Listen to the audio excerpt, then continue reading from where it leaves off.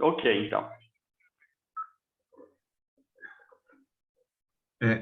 Professor Danilo, a primeira coisa que eu queria que o senhor falasse aqui para a gente ficar registrado é o seu currículo. O que que te coloca aí apto para a gente estar falando de Oriente Médio? Bom, Marcos, primeiro eu queria agradecer o convite, né? E indo direto à sua pergunta, eu fiz graduação em Relações Internacionais na Unesp de Franca, depois fiz meu mestrado em Relações Internacionais também pela Universidade de Brasília e concluí recentemente mestrado em História aqui na Federal de Goiás. Venho pesquisando sobre o Oriente Médio já há algum tempo, inclusive minha monografia e minha dissertação foram sobre a missão dos Estados Unidos no Afeganistão, envolvendo também os aspectos relacionados à parte histórica dessa relação, e o doutorado, né, que eu concluí recentemente, foi sobre a relação do Brasil com alguns países do Oriente Médio. Então, venho pesquisando a área há algum tempo e acho que é um dos campos de pesquisa nas relações internacionais como um todo, mais relevantes para a política internacional contemporânea, até porque é o cenário de inúmeras invasões, de conflitos, de testagem de novas tecnologias, sem falar das já conhecidas, né, características da região como zona produtora de petróleo e dos outros embates ideológicos e culturais que existem. Então, tem um interesse muito grande na região e vem acompanhando há algum tempo. Uhum.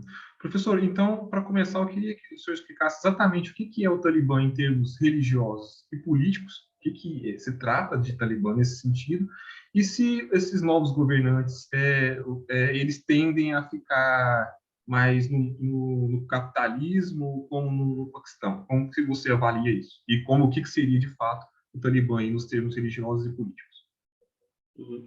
Bom, o grupo, né, Talibã, ele não é uma novidade dentro dos movimentos islamistas, né, que são aqueles movimentos que utilizam da mensagem do Islã como uma forma de angariar apoio político e utilizando, na maior parte das vezes, também de insurgência e de outras táticas militares para conquistar o poder.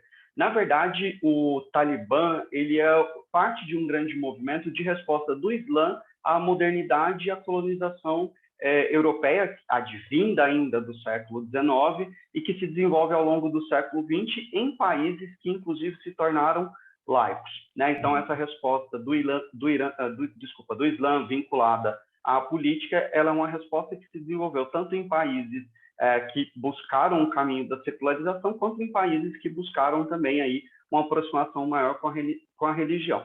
No geral, esses grupos vão defender que há corrupção nos países e nos governos deixados dentro da tradição do imperialismo e que esses governos precisam ser derrubados para que se instaure a verdadeira ordem islâmica. Essa interpretação sobre o que é essa verdadeira ordem islâmica, ela também varia de grupo para grupo. Então, nós temos, por exemplo, a situação no Irã, né? A partir de 1979, a gente se instaurou uma república islâmica com funcionamento de instituições democráticas, inclusive de eleições, mas que há, do ponto de vista, né, internacional, sérias restrições à participação das mulheres dentro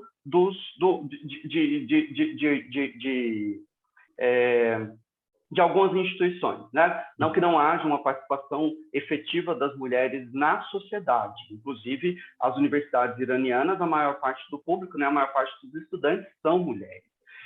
Em contrapartida, em outros países, como na Arábia Saudita, que se mantém uma ditadura, né? Desde a sua formação oficial, o país que nós conhecemos como Arábia Saudita é formado nos anos 1930, que tem também uma visão islâmica bastante radical, muito mais radical nesse sentido do que a do próprio Irã, que é reconhecida no Ocidente como bastante radical, mas a Arábia Saudita, por exemplo, impunha sérias limitações à participação das mulheres na sociedade no geral e que também vem caindo. Então, o Talibã ele é um grupo que vem desse caldo de movimentação do pensamento muçulmano de resposta à modernidade e, especificamente no contexto do Afeganistão, da disputa que aconteceu nos anos 80 dos grupos mujahidin, né, que eram os chamados os guerrilheiros aí contra a invasão e o governo comunista que existia no país da época.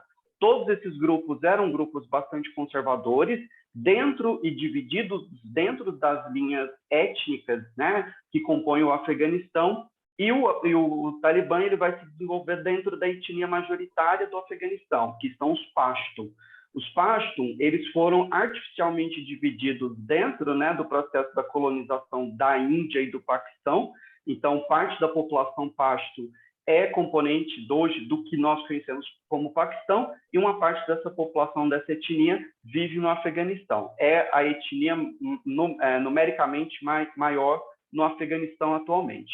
Por isso que, inclusive, tem uma relação muito próxima do Paquistão com o Afeganistão, por conta, né, dessa proximidade étnica, e o Paquistão foi bastante responsável por financiar o desenvolvimento de atividades como a do próprio Talibã. O Talibã ele surge nesse contexto de refugiados da guerra do Afeganistão, da guerra civil do Afeganistão, que se desenrola nos anos 80 e 90, em escolas islâmicas no Paquistão, e dali eles cruzam a fronteira e dominam pouco a pouco o cenário político daquele país.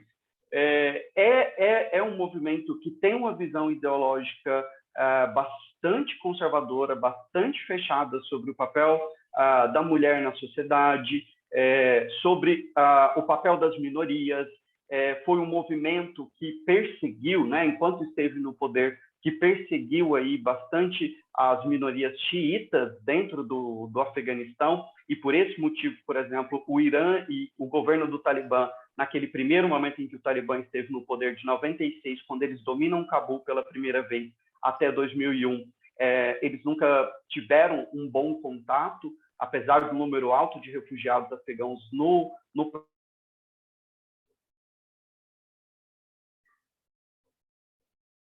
que foi a relação do Talibã com a Al-Qaeda, do Osama Bin Laden, de uma dependência financeira muito grande que impacta bastante nessa relação e nas medidas mais drásticas, né, e mais desumanas que o Talibã tomou no primeiro momento em que esteve no poder. O Talibã ele não é xiita, mas ele tem uma ligação forte com o Irã, correto? Pelo que você me diz. Não. Nesse caso, o Talibã é um movimento majoritariamente sunita, Uhum. e enquanto eles estiveram no poder a primeira vez, de 96 a 2001, eles perseguiam as minorias xiitas. Uhum.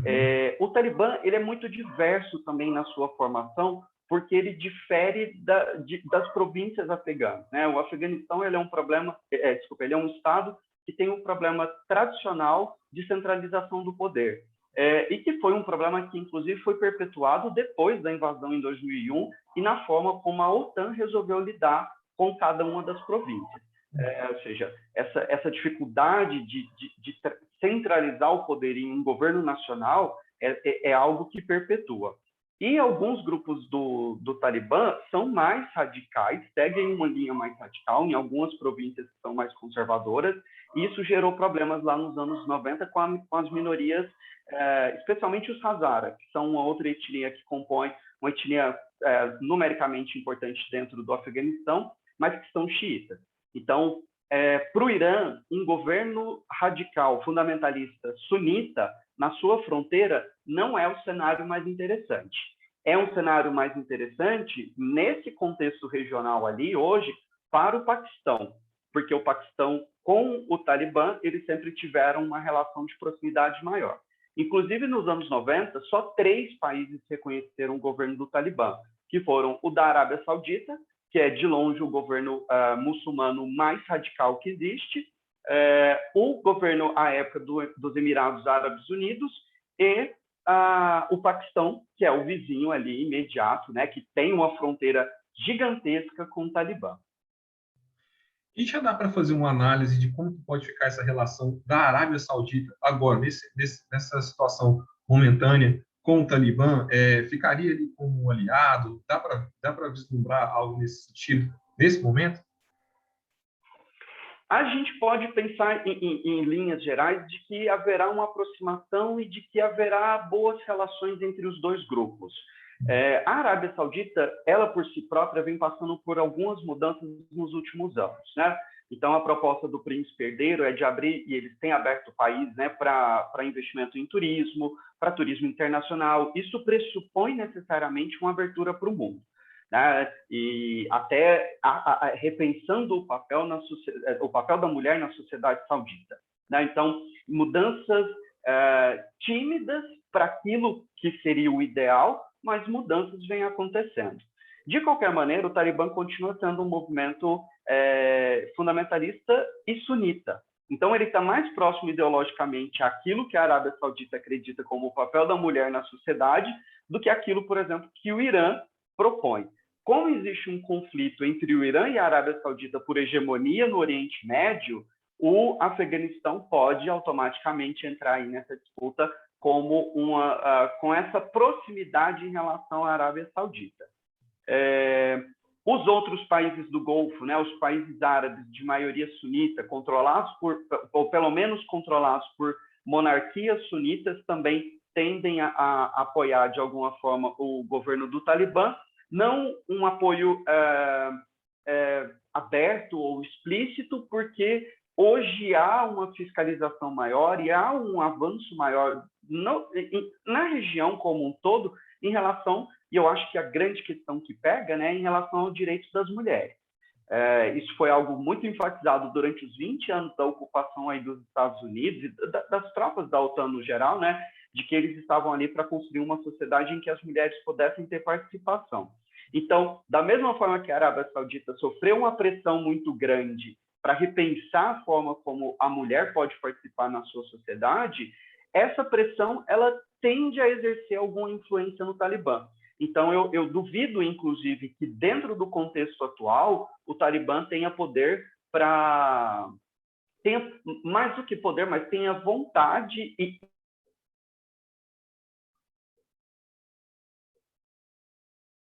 desde 2001.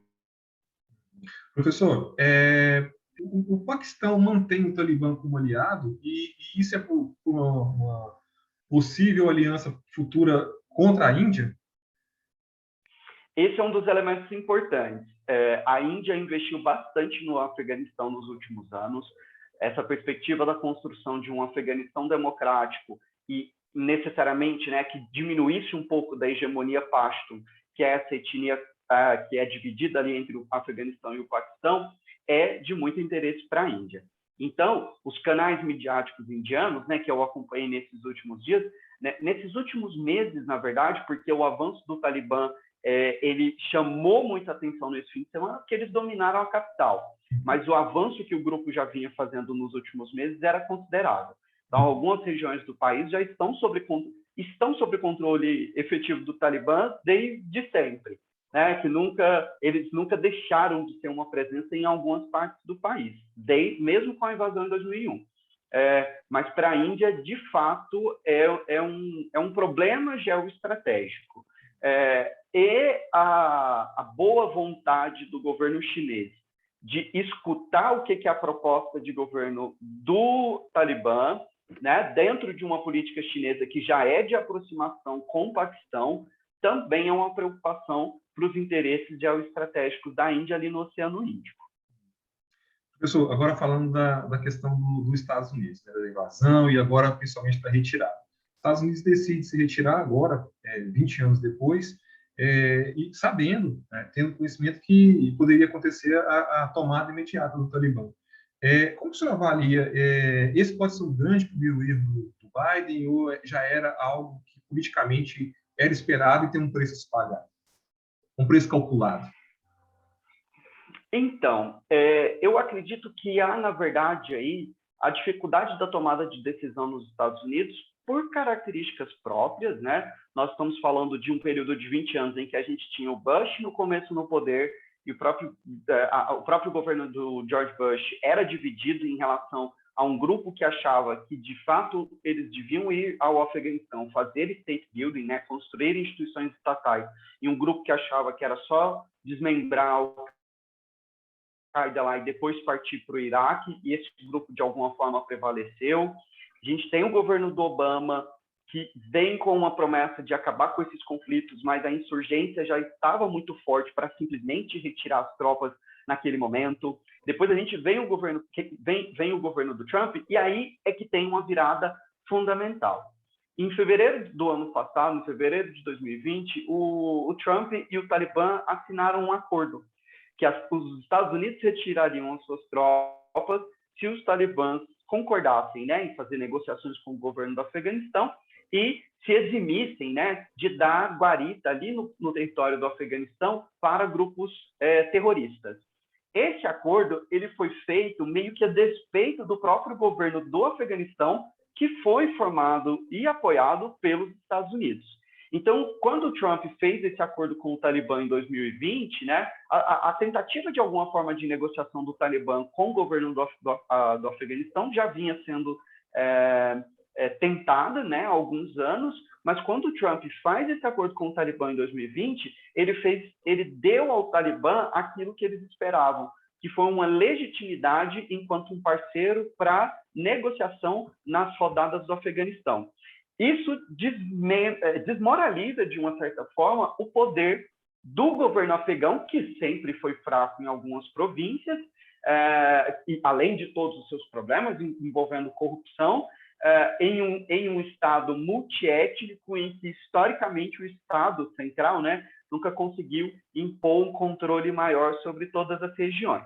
O que o Biden fez de muito errado foi não ter prestado atenção aos sinais da inteligência americana, porque, e talvez, né, eu acredito que haverá algum tipo de processo agora nos Estados Unidos para tentar investigar essa retirada apressada e esse fracasso evidente que foi essa retirada, e há aí um certo desconforto, inclusive em parceiros dos Estados Unidos, na forma como o Biden justificou a retirada. Né? Foi muito covarde, inclusive, da parte do Biden, de depositar a culpa do fracasso da missão nos afegãos. Tá? Os Estados Unidos perderam alguns milhares de soldados na guerra, e uma guerra que eles iniciaram. O Afeganistão pagou com vidas tanto de civis, e o Talibã também pagou com vidas, né? A gente fala aqui de cerca de quase 50 mil civis afegãos, de soldados e policiais afegãos, né? Das forças regulares, quase 50 mil também soldados do Talibã. Então, assim, falar que a culpa por completo é dos afegãos foi muito covarde da parte do Biden. Né? Inclusive, pegando essas duas medidas, quando o Trump faz esse acordo em fevereiro de 2020 e legitima o Talibã, que é um grupo que jamais reconheceu a existência, né, efetivamente, que havia um governo democrático no Afeganistão, e o Talibã não tem nenhuma pretensão de um governo democrático, né? Isso não existe, essa noção de governos democraticamente eleitos não existe dentro do pensamento fundamentalista, nem islâmico, nem nenhum governo fundamentalista, né, religioso. Eles acreditam que toda autoridade emana de Deus. E eles, obviamente, né, essa mentalidade do fundamentalista, são os responsáveis por colocar essa vontade de Deus em prática. Então, há um conjunto aí de desmoralização de um governo que já era fraco e que já tinha seus inúmeros problemas ao longo desse último ano, que foi esse acordo do Trump, depois desse anúncio de uma retirada apressada que o Biden fez. Quando você, né, dentro de uma estrutura bastante conflitiva, bastante fragmentada, tira esse apoio da maior potência e o guarda-chuva, digamos assim, né, militar dos Estados Unidos ainda protegia o exército afegão, apesar deles estarem fazendo as missões contra o Talibã por conta própria desde 2015, isso é um problema que Trump, Biden, a política externa dos Estados Unidos, a forma como ela pensa essas invasões, ocupações e missões, ela está toda errada. Não é o problema aqui, claro, né, que os indivíduos têm sua responsabilidade, mas aqui é um conjunto de responsabilidades. Professor, e assim, a gente vê, principalmente na grande mídia agora, falando-se, além das vidas que foram perdidas nessa guerra, tanto lá dos americanos quanto dos afegãos, enfim, tem um investimento também em dinheiro ali que foi gasto pelos Estados Unidos, estamos falando de bilhões de dólares. O que agora a gente a gente percebe que se não há uma derrota na guerra, há pelo menos uma derrota na opinião pública. O que houve ali, vamos dizer assim, de interesse que os Estados Unidos conseguiu ganhar? Existia um interesse que não está claro para a grande mídia e para nós como um todo, mas que os Estados Unidos conseguiu tirar de lucro disso, vamos dizer assim, existiu alguma vantagem para os Estados Unidos durante esses 20 anos de guerra?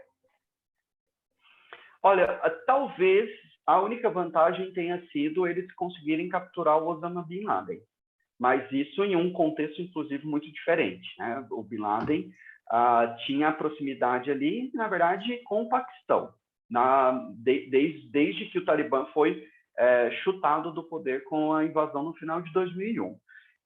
O Biden até justificou, né, falando, não, nós nunca fomos para o Afeganistão para construir instituições ou democracia ou nada disso, né? Nós fomos lá para desmantelar as redes terroristas e perseguir aqueles que fizeram o atentado do 11 de setembro.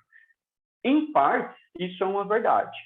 Só que os objetivos da missão do Afeganistão foram redesenhados já nos primeiros meses. As Nações Unidas deram apoio para uma missão internacional que ajudasse o país a fazer uma reconstrução ampla política, de infraestrutura, né? O país vinha de décadas de uma guerra civil muito violenta, de construção de uma sociedade em que se prezasse minimamente por direitos humanos, e o governo do George Bush ele entra de cabeça nessa empreitada. Depois a OTAN entra de cabeça nessa empreitada, né? A OTAN é a aliança do Atlântico Norte, né? Entre os países que envolve Alemanha, Noruega, Suécia, Espanha, Portugal, França, Itália, Reino Unido, todos esses países, Polônia, todos esses países participaram de alguma forma dessa missão no Afeganistão. Então, a única vantagem evidente foi essa, porque mesmo o Paquistão, que estava ali na lista, né, de países receptores de uma ajuda fundamental dos Estados Unidos no início da invasão em 2001, até para o Paquistão não intervir no sentido de auxiliar o Talibã, o Paquistão já bandeou para o lado da China, né? A dinâmica regional hoje, que envolve inúmeros países fortes, né? Nós estamos falando não só da dinâmica regional que envolve Irã e Arábia Saudita e Paquistão, que é uma potência nuclear, mas de uma dinâmica que envolve China, que envolve Índia, que envolve Rússia, ela não trouxe vantagens evidentes para os Estados Unidos. Até porque, quando os Estados Unidos invadem e começam a caçar os terroristas, eles perdem o traço, né, o rumo de onde esses grupos foram parar, porque eles dispersaram. Os Estados Unidos começam a construir, então, a auxiliar na reconstrução do Afeganistão, e já em 2002, aquela sanha, né, de invasão dos Estados Unidos muda de foco e vai para o Iraque. Esse foi um dos maiores erros cometidos na política externa dos Estados Unidos nos últimos anos, que foi associar automaticamente o Saddam Hussein à Al-Qaeda. Isso, na verdade, só fomentou grupos guerrilheiros e fundamentalistas no Iraque, pós-Saddam Hussein.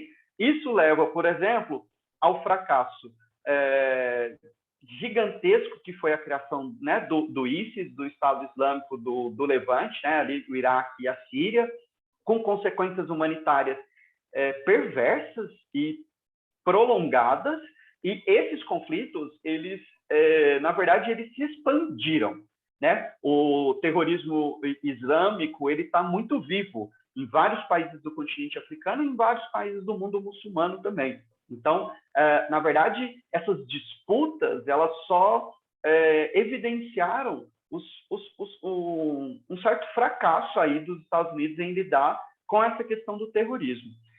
Um ponto interessante, né, que logo após o 11 de setembro houve uma comoção muito grande e o mundo inteiro se aliou aos Estados Unidos no sentido de apoio. Né? De fato, né, o Talibã dava guarita para um grupo terrorista e esse grupo terrorista assumiu os atentados do 11 de setembro. Então, dentro da lógica estatal, fazia sentido as lideranças políticas globais darem esse apoio aos Estados Unidos. Quando os Estados Unidos começam a propor a resolução ao problema do terrorismo com guerras, aí parte do mundo já debandou desse encaminhamento. Inclusive, à época, o governo do Fernando Henrique Cardoso, né, que discordava dessa postura de falar, olha, não se resolve terrorismo com bombas. Na verdade, isso você só fomenta os rancores e a busca por independência e autodeterminação, que é um valor arraigado na sociedade internacional contemporânea. Professor, e nesse momento atual, qual seria o papel aí da Organização das Nações Unidas? Acho que a ONU não deveria ser mais efetiva e, por exemplo, também a União Europeia e a Inglaterra não poderiam ter um papel mais efetivo também ante essa ausência dos Estados Unidos agora saindo do Afeganistão e deixando toda essa situação? Bom, a União Europeia como um todo, né, enquanto participantes da Organização do Tratado do Atlântico Norte, da OTAN, foram partes desse fracasso no Afeganistão. Né? Então, o país, né, a partir de 2003, 2004, se eu não me engano, foi dividido em times de províncias, né, para reconstrução. E cada país da União Europeia, por exemplo, ficava responsável por alguma dessas províncias. Então, quase todos os países da União Europeia tiveram tropas ali no Afeganistão em um determinado momento. O que a União Europeia ou a ONU podem fazer nesse exato momento? Acompanhar como o governo do Talibã vai reagir em relação às promessas que eles têm feito. Né? Então, o governo do Talibã, por exemplo, prometeu um governo em que houvesse participação de pessoas que não fossem membros do Talibã. Né? Por um governo participativo ou que traga, né, uma representatividade, eles indicam isso. Né? Não vejo a organização possível de eleições ou nada disso. Né? Mas eles prometeram que não seria um governo focado em uma etnia ou focado em um grupo. É algo que teremos que acompanhar. Outro ponto, né, que eles levantaram foi que eles não fariam perseguição nem ao direito das mulheres de estudar e de participar em determinados pontos da sociedade. Né? Isso não quer dizer que eles vão respeitar as mulheres de igual para igual. Nenhuma ideologia fundamentalista, religiosa, monoteísta o faz. Né? Todas entendem que a mulher tem um papel secundário na sociedade, né? Ou pelo menos um papel vinculado às funções do homem. Então, não adianta a gente pensar que o governo do Afeganistão, um governo talibã, né, um controle do Talibã, vai garantir, por exemplo, participação política às mulheres em reuniões ou coisas do tipo, o que era garantido no Afeganistão durante esses últimos 20 anos. Né? Uma das coisas que eles conseguiram construir aí nesse período foi a participação até considerável de mulheres no legislativo, tanto nacional quanto provincial, né, dentro das províncias. Outra questão a se acompanhar é em relação às minorias religiosas. Então, como que o Talibã vai lidar com as minorias xiitas e com outras minorias, né? E aí muitos acabaram, na verdade, fugindo do país durante a primeira vez que o Talibã esteve no poder, mas especialmente com essas divisões multiétnicas do país. Então, o mundo inteiro está numa posição de acompanhar aquilo que o Talibã vai trazer. As promessas são de um regime que seja mais moderado que aquilo que eles fizeram de 96 a 2001. E o contexto internacional, né, é muito distinto. Mesmo o contexto do ponto de vista das possibilidades de transmissão das informações.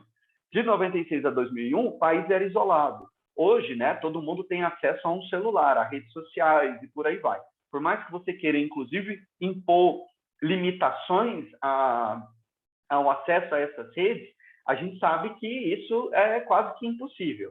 Então, eles estão em um contexto diferente, inclusive um contexto regional muito diferente, e pode ser que exista uma vontade deles de fazerem um governo mais moderado. A partir do momento que eles fizerem um governo mais moderado, haverá uma tentativa de conciliação dentre governos.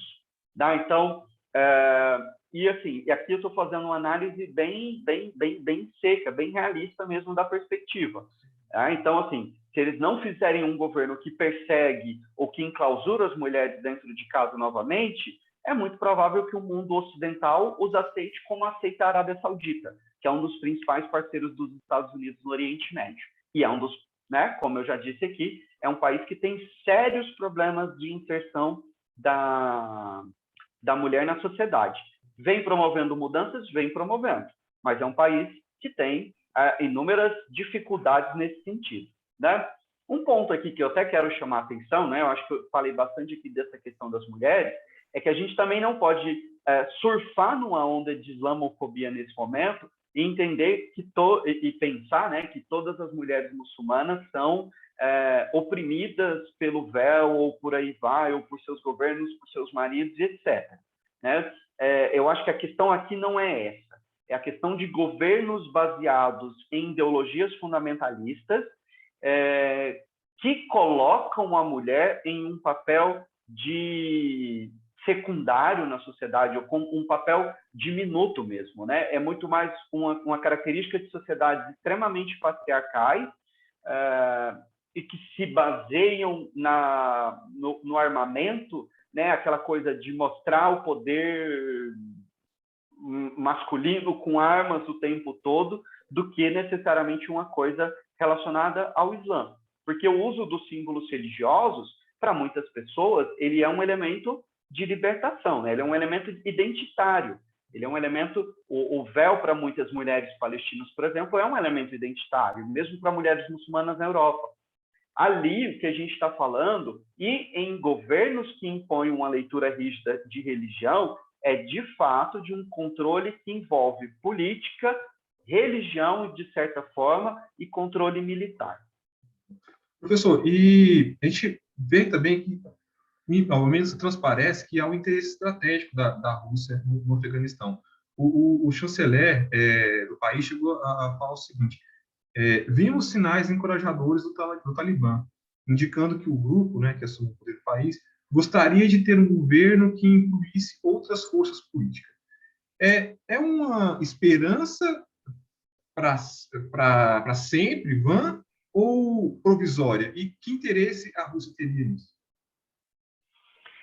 É o tipo de recado em política internacional que pode surtir efeito. Porque quando, né, a China e a Rússia, por exemplo, vêm e falam, olha, se vocês agirem assim, a gente pode reconhecê-los, eles estão dando um recado para o Talibã, para o seu público doméstico e para o público internacional.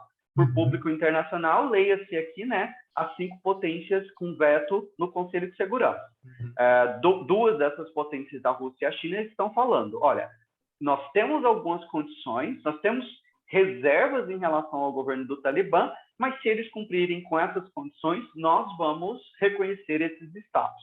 Né? Então, é o tipo de mensagem que, provavelmente, os talibãs estão sabendo ler muito bem, porque eles estão também fazendo, por sua parte, aquele discurso mais moderado, né? Aquele discurso mais brando. E aqui eu queria falar também a respeito do contexto próprio agora de atuação do Talibã. Quando o Talibã sobe ao poder em 96, eles tinham poder, eles tinham, né, apoio imediato, financeiro, de armamentos, e para as dinâmicas logísticas do conflito civil no Afeganistão, do Osama Bin Laden, que era um bilionário saudita. Né? Então, o Osama Bin Laden financiava muitas dessas campanhas.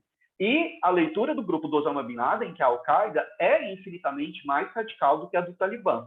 Então, naquele momento, o Talibã também tinha que responder aos anseios da própria Al-Qaeda, né, do próprio Osama Bin Laden. Agora, esse elemento desvaneceu, né? Ele não existe. Então, se o Afeganistão e o Talibã encontrarem outras fontes financeiras para o seu financiamento e manutenção do Estado, é provável que eles cumpram essas promessas e respondam a esses anseios aí de Rússia e China. Claro, né, que quem tem dinheiro efetivamente aí para incentivar o Afeganistão, o Talibã a manter uma linha mais branda é a China, e tanto a China quanto a Rússia têm problemas domésticos com minorias muçulmanas radicais. Né? No caso da China, não necessariamente esse é o discurso, né, que o governo chinês passa. Eles falam lá que eles estão lidando com a reeducação, o caso das minorias uigures, né, que são muçulmanos. E é importante notar que há uma comoção internacional a respeito do que a China vem fazendo, há também uma dificuldade do acesso pleno às informações, que a gente está falando de um Estado que não vai abrir pura e simplesmente suas informações a respeito daquilo que faz internamente, mas, de qualquer maneira, o Talibã está muito contente, mesmo sendo um grupo fundamentalista islâmico, em se aproximar da China se houver essa facilidade de negociação. E a Rússia tem, né, ali historicamente na região da Chechênia, os grupos separatistas radicais islâmicos também. Tem uma população muçulmana gigantesca na Rússia, mas essa população ela integra e participa da vida das repúblicas autônomas no país. Não é dessas maiorias que a gente está falando, né? Eu acho que a gente tem que enfatizar isso. Quando a gente está falando aqui do radicalismo dentro de uma religião, a gente nunca está falando da maioria. Graças a Deus é assim, né? Porque senão acho que o mundo já teria se implodido. Radicalismo ele existe no judaísmo, ele existe no cristianismo, ele está cada vez mais presente no hinduísmo, até, né, o conflito ali de Mianmar com os budistas e por aí vai. Então a gente não está falando das maiorias, mas a gente está falando aqui de um grupo que, inclusive a capacidade de mudar o discurso e talvez de mudar a prática, vem justamente da forma como existem outros interesses que não são um problema da religião, né? Nós não estamos falando aqui de que o Islã oprime ou de que o Islã é uma religião ruim. Muito pelo contrário, né? Mais de 1 bilhão de pessoas convivem pacificamente e tranquilamente com as suas escolhas religiosas e com seus vizinhos, né? Então, a gente está falando de uma minoria mesmo. Professor, e no Afeganistão existe um temor aí talvez não das grandes potências, mas um temor geral das pessoas e de outros países, de que o Afeganistão poderia se tornar ali aquele chamado Vale Oculto, né, o local ali para esconder e treinar novas organizações terroristas, ou até mesmo a própria Al-Qaeda. Existe esse temor? Você consegue vislumbrar isso hoje?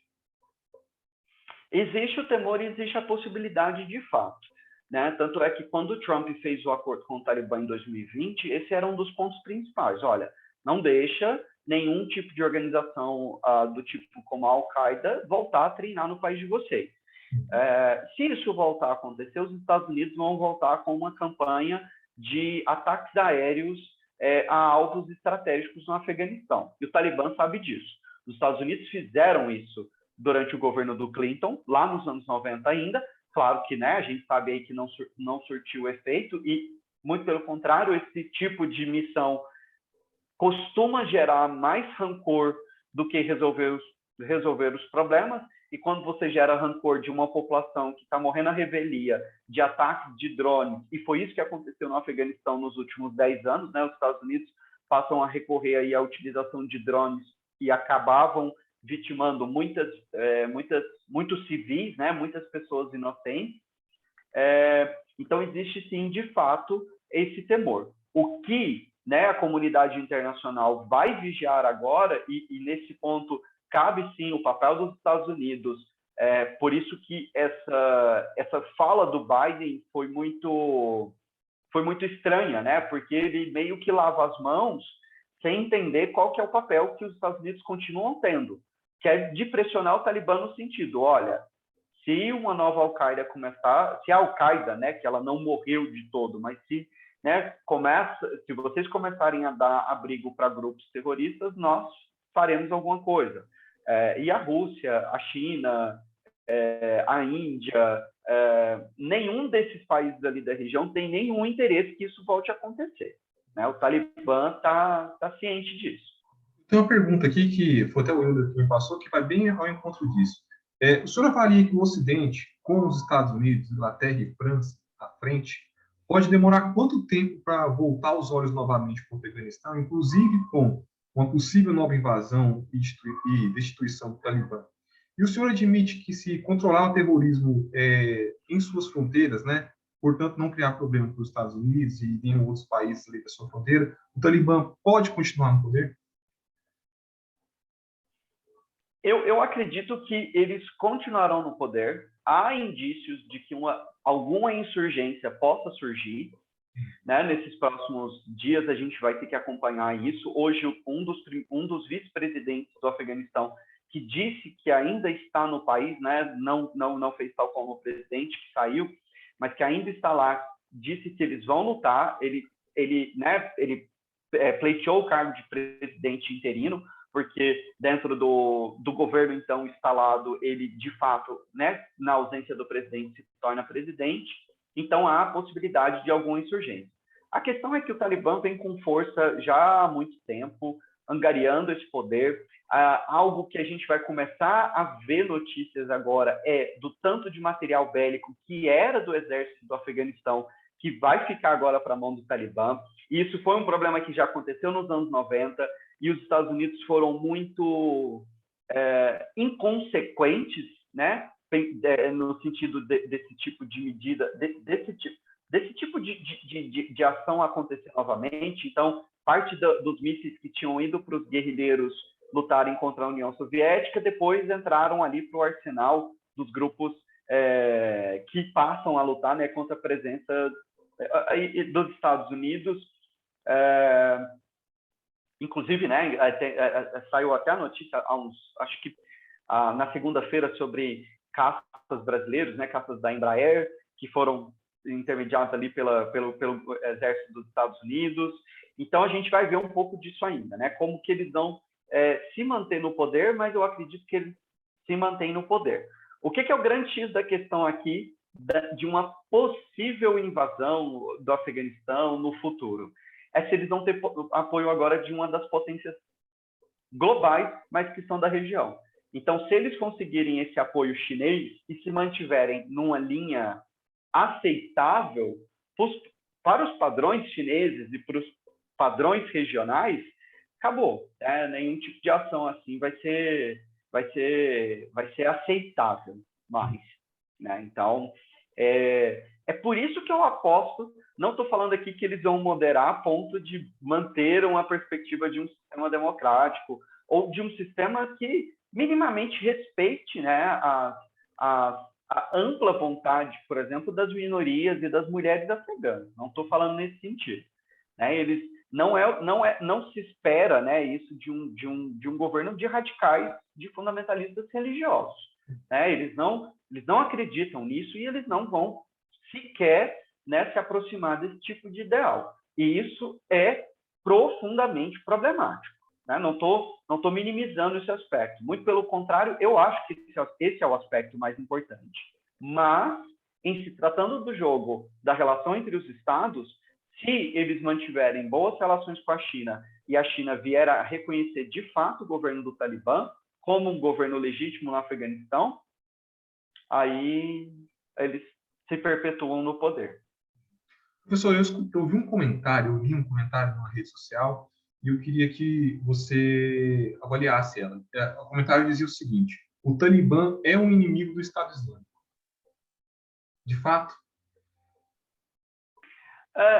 Eu não diria que inimigo, porque, na verdade, o Estado Islâmico, naquela composição e naquela força que ele teve, ele meio que desmantelou mesmo. Agora ele tem as suas células em vários países, né? Ele vem agindo em outras regiões e ele vem se chocando com esses outros grupos, né? O que a gente pode dizer aqui é que nem sempre esses grupos fundamentalistas se bicam, né? Isso acontecia dentro dos próprios grupos que atuavam no Afeganistão quando, nos anos 80, eles lutavam contra a ocupação soviética. Isso acontece entre os outros grupos radicais islâmicos. A proximidade ideológica e aquilo que eles pleiteiam, às vezes, choca, né? Porque se eles defendem ambos, né, a existência de um califado, existe um califa, né? Não dois. Então, mas eu não vejo assim como uma preocupação imediata para o Talibã, não. Muito pelo contrário, né? Assim, elementos do Estado Islâmico que estejam ali no limbo Síria, Iraque e em outros países podem encontrar um refúgio no Afeganistão. E é o que aconteceu, né? Muito de uma forma contrária, né? Mas muitos radicais árabes pessoas, né, que se radicalizaram nos países árabes e que foram lutar no Afeganistão nos anos 80 e início dos anos 90, e depois de lá saíram para levar a jihad para outros países. Então, tem essa intermediação, mas a dinâmica ali, a preocupação do Talibã agora, ela é de mostrar funcionalidade. Professor, saindo da questão do Talibã e do Afeganistão, mas continuando no Oriente, queria que o senhor falasse sobre a questão do Hamas, como que o Hamas se constituiu e se ele, de fato, suplantou grupos como a antiga OLP. Você acha que ele passou por cima, atropelou e se estourou o grande grupo hoje no Oriente assim, de dominância? Olha, o Hamas é um caso interessante porque ele é um grupo que vai surgindo justamente na derrocada de posições mais moderadas na sociedade palestina. E de uma derrocada de posições mais moderadas, advindas justamente da teimosia de Israel em aceitar o princípio de dois estados. Quando a OLP começava a dobrar e a negociar na sociedade palestina o reconhecimento de Israel enquanto Estado. Né? Então, e aí sempre, né, o surgimento, perceba, né, que a gente estava falando do Afeganistão e agora falando do Hamas, alguns elementos em comum vêm, né, porque são grupos que se entendem como grupos que lutam contra potências estrangeiras que ocupam os seus territórios. E isso é um discurso que dá imensa legitimidade para qualquer tipo de ação, né, para qualquer tipo de governo, ou grupo paramilitar, ou qualquer tipo, estabelecido ou não. Né? Esses bodes expiatórios externos são sempre interessantes nessa dinâmica. Então, o Hamas, claro que ele tem a percepção dos problemas, né, advindos ali desde os anos 80, do que era a OLP, depois vir a Autoridade Palestina, e que é aquela coxa de retalhos que é a Cisjordânia hoje, com poucas áreas controladas pela Autoridade Palestina, a faixa de Gaza na mão do Hamas, uma disputa interna entre eles, né? Ou seja, dois grupos que tentam fazer uma aproximação, mas quando conseguem, também Israel interfere e desmantela essa possibilidade de uma aproximação. Então, o Hamas ele é focado no contexto palestino, mas os elementos, né, os elementos amplos que levam à formação do grupo também são muito parecidos com esses outros movimentos de resistência. Tanto é que nem todos os países do mundo reconhecem o Hamas como um grupo terrorista, né? Isso é um discurso majoritariamente dos países da OTAN. Então, é de se pensar, talvez, aqui nessas proximidades, né, nessas semelhanças. São grupos que entendem que o seu território, que o seu país está dominado por potências estrangeiras. Então, você precisa eliminar tanto, né, tem uma preocupação interna com os governantes corruptos, né? Então, o Talibã identificava no governo afegão um governo corrupto, o Hamas identifica na autoridade em Ramallah, né, a autoridade palestina, um governo corrupto. Então, ambos precisam ser retirados, né, eliminados do poder. E, junto com isso, as potências estrangeiras que os apoiam e que ocupam os seus territórios. Professor, o senhor acredita que o Hezbollah tende a se envolver nesse atual conflito de Israel e palestinos? E, na sua opinião, o que poderia colocar fim ou ser uma solução para esse conflito, né, entre Israel e Palestina? E se a ONU está dentro desse contexto aí, poderia fazer alguma coisa e o que deveria fazer? Uhum. O Hezbollah e o Estado de Israel, eles têm tido algumas fricções, lançamentos de mísseis nas últimas semanas. Né? É um conflito que ainda está muito silencioso, mas está acontecendo. Né? E isso, há pouco tempo, a gente viu um conflito aí de uma certa magnitude entre o Hamas e Israel. Israel agora, então, está envolvido em outro conflito, mas ali na sua fronteira norte. A grande questão hoje do Hezbollah é porque o Líbano passa por um processo profundo de desintegração, né, de desestabilização geral. As últimas leituras que eu fiz sobre o país indicam, né, um caminho sem volta de inflação exorbitante. A gente fez agora, né, o aniversário de 1 ano daquela explosão no porto de Beirute, que é resultado muito de corrupção, de má governabilidade, e a fraca governança e governabilidade é um problema profundo, né, em países que têm essa questão com insurgentes, grupos e milícias, né? Então, assim, onde você tem a falta do Estado ou instituições corruptas, instituições fracas, as milícias entram e tomam o poder. Então, para muitos atores políticos do Oriente Médio, a questão ali dos palestinos ainda continua mais do ponto de vista discursivo.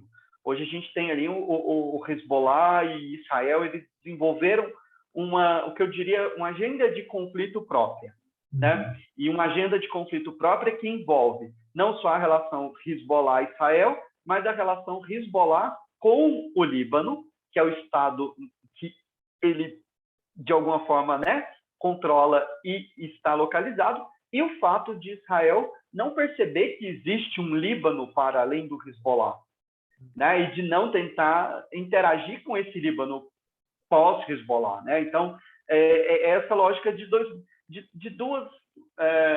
organizações, né, de 2 grupos fronteiriços ali, um estatal, um não estatal, mas que estão em uma cultura de alimentação do conflito. Nesse sentido, as Nações Unidas podem fazer pouco, né? Até porque há hoje uma desconfiança muito grande das instituições multilaterais, muito instalada, né, por uma onda populista, especialmente de extrema-direita, que varreu o mundo aí nos últimos anos. Então, as organizações internacionais foram muito questionadas, e a ONU tem um papel secundário ali naquela região já há algum tempo, né? O Israel conseguiu sair ali pela tangente, fazendo acordos bilaterais.